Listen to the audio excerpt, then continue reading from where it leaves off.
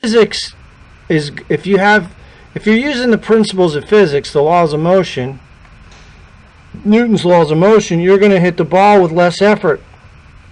mv squared equals energy. So what you want to do is you're going to turn the big muscles of the trunk.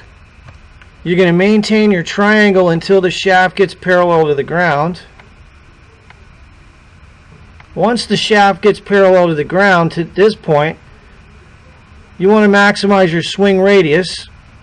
Now what do I mean by that? Well, all I mean by that is, think of a rock on the end of a string, or think of the center of your chest.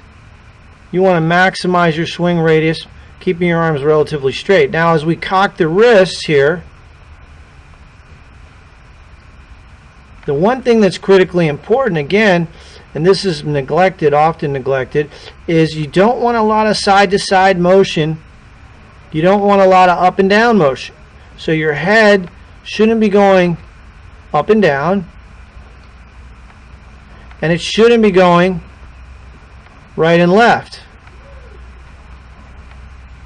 So pay attention to that. You're going to get the left arm parallel to the ground. You're going to cock your wrists. Then you're going to drop the hands down to the parallel position, maintaining that 90-degree angle that we established on the backswing. Then you're going to do it again. Go up. Don't unload the shaft. Don't throw the club head at the ball with your hands. Retain the angles. Notice my body's moving too. I'm shifting my weight, moving my hips. And then once I get it bound, I drop the club down, pump it down 3 times. Then I'm going to make the swing. And as I make the swing, notice my knees are moving toward the target. Notice my hips are rotating. Notice how the handle is well in front of the club head. And then the club head's going to catch up when I uncock my wrists. And the point of maximum speed is right at the ball. And that's what I want you to work on. Okay. The other drill is you can, I think I told you this the first lesson, stick a tee in the ground so the little end of the tee is just above the ground, and practice clipping that tee out of the ground. I ruined a lot of tees. That's okay. But I was hitting clover yesterday. That's so much improvement, though. You made so much improvement. So, I've been totally you know, bunker shots, the reason I'm putting this in here, you want to position the ball slightly forward, closer to your lead leg. Mm-hmm. You want to incorporate an immediate break of the wrists. The other part is you want to open the club face just a little bit so the face is pointing a little to the right, and then you want to open your stance to compensate for the open club face. So if you open the club face 10 degrees, you got to open your stance 10 degrees, because you always want the face of the club pointing at the target. Then what's critically important in the sand is, once again, you can't move side to side, up or down, and you must always try to hit 2 inches behind the ball. So your weight should be very steady on your left foot, not shifting a lot of weight, and you're going to come down and hit the sand first, and then the ball is going to come out, and what projects the ball out is the sand. So the sand actually throws the ball out onto the green. So you have to throw the sand onto the green to get the ball onto the green. So if you're wondering about how hard to swing, practice hitting the sand and throwing the sand onto the green, and that gives you an approximate speed that you need to swing the golf club. Here's a ball position look.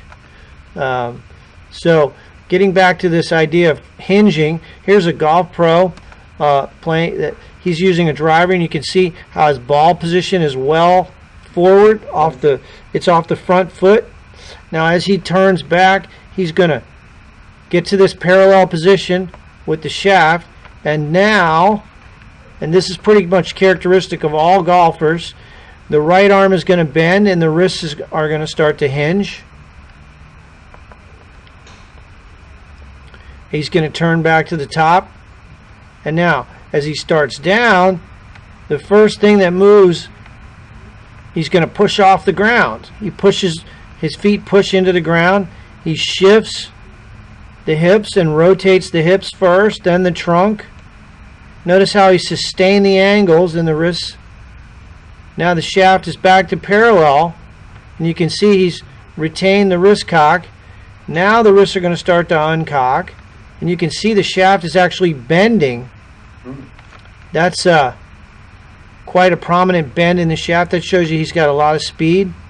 And then impact, you can see the handle is pointing right at the left hip, and this law of golf is you want the shaft to always be directly in line with the lead forearm. You want a flat left wrist.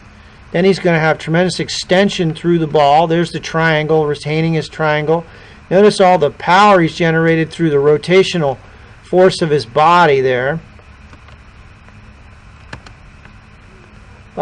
So he continues on around here. The right shoulder rotates through. Nice follow through. So yeah, that's a very athletic, dynamic swing. You can see how the right elbow folds into like a 90-degree angle. The right arm.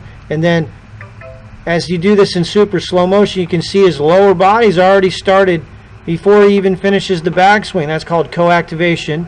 He's got two opposing forces moving in opposite directions that creates speed. So anyway, there you go. And all the while, his head hasn't hardly moved at all. That takes 25, 30 years of practice.